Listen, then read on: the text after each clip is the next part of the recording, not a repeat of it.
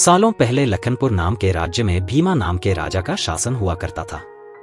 वह बहुत महत्वाकांक्षी था और अपनी प्रजा से बहुत प्यार करता था। उनके राज्य में चारों ओर खुशहाली थी, लेकिन राजा रानी खुद हमेशा दुखी रहते थे। उनके पास धन, दौलत, शोहरत सब कुछ था, लेकिन उनकी संतान न थी।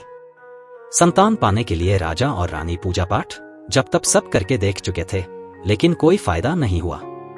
राजा को एक बहुत सुंदर कन्या की प्राप्ति हुई। राजा रानी के साथ पूरी प्रजा खुशी से झूमने लगी। राज्य में चारों तरफ खुशी का माहौल छा गया। राजा ने सारे नगर वासियों को पिता बनने की खुशी में भोज पर आमंत्रित किया। धीरे धीरे समय बीतने लगा। राजकुमारी बड़ी होने लगी।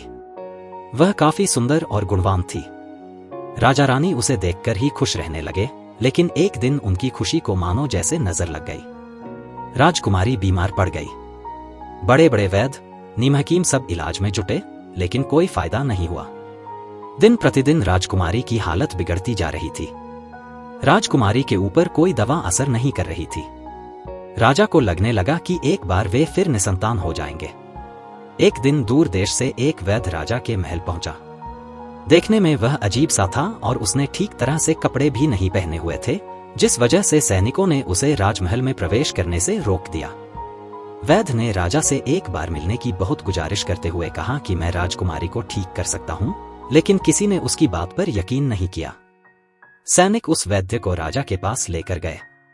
वैद्य ने सबसे पहले राजा को अपना परिचय दिया और कहा कि मैं आपकी बेटी को ठीक कर सकता हूं। राजा उसकी बात सुनकर प्रसन्न हुआ, लेकिन उसका रहन-सहन देखकर राजा ने भी उस पर यकीन नहीं किया। उधर राजकुमारी की तबीयत दिन प्रतिदिन खराब होती जा रही थी। इसलिए राजा किसी वैद्य पर यकीन नहीं कर पा रहे थे, लेकिन उस वैद्य का आत्मविश्वास देखकर राजा ने उसे एक मौका देने का फैसला किया। राजा ने वैद्य को बोला कि अगर राजकुमारी ठीक नहीं हुई तो अंजाम भुगतने के लिए तैयार रहना। इस पर वैद्य ने बोला ठीक है, लेकिन अगर राजकुमारी ठीक हो गई तो मुझे क्या मिलेगा?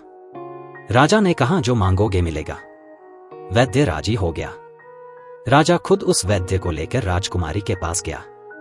राजकुमारी बिस्तर पर बेजान सी लेटी हुई थी। ऐसा लग रहा था जैसे किसी ने उसका सारा नूर निकाल लिया हो।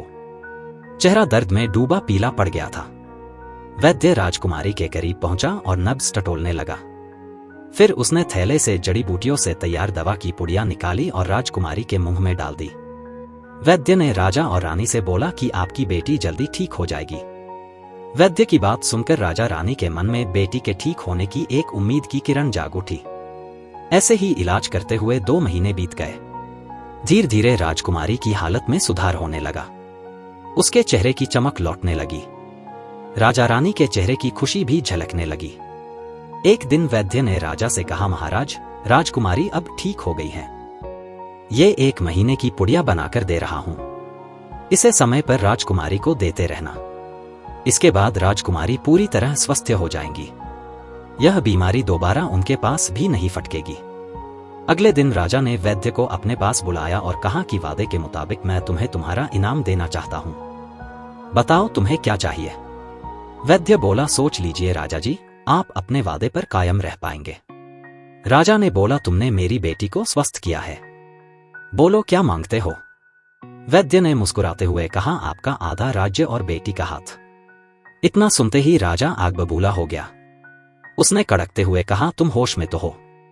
अगर तुमने मेरी बेटी के प्राणों की रक्षा न की होती तो तुम अब तक यमलोक पहुंच गए होते। उसने सैनिकों को आदेश दिया कि इसे राज्य से बाहर निकाल दिया जाए। वैद्य कुटिलता से मुस्कुराते हुए वहां से चला गया। इस घटना के कुछ दिन ही बीते थे कि एक दिन फिर राजकुमारी की हालत बिगड़ गई। उसका शरीर नीला पड़ गया। आनन फानन में राजवैद्य को बुलाया गया। राजवैद्य ने बताया कि राजकुमारी को जहर दिया गया है। इसका तोड़ किसी के पास नहीं है। कुछ देर बाद राजकुमारी ने दम तोड़ दिया। पूरे राज्य में मातम छा गया। राजा रानी शोक में डूब गए। छानबीन में पता चला कि वैद्य ने राजकुमारी को 1 महीने खाने के लिए जो पुड़िया दी थी, उनमें से ही एक पुड़िया में जहर था। वैद्य को पहले ही शक था कि राजा उसकी बात नहीं मानेगा, इसलिए उसने एक पुड़िया में जहर भरकर रखा था।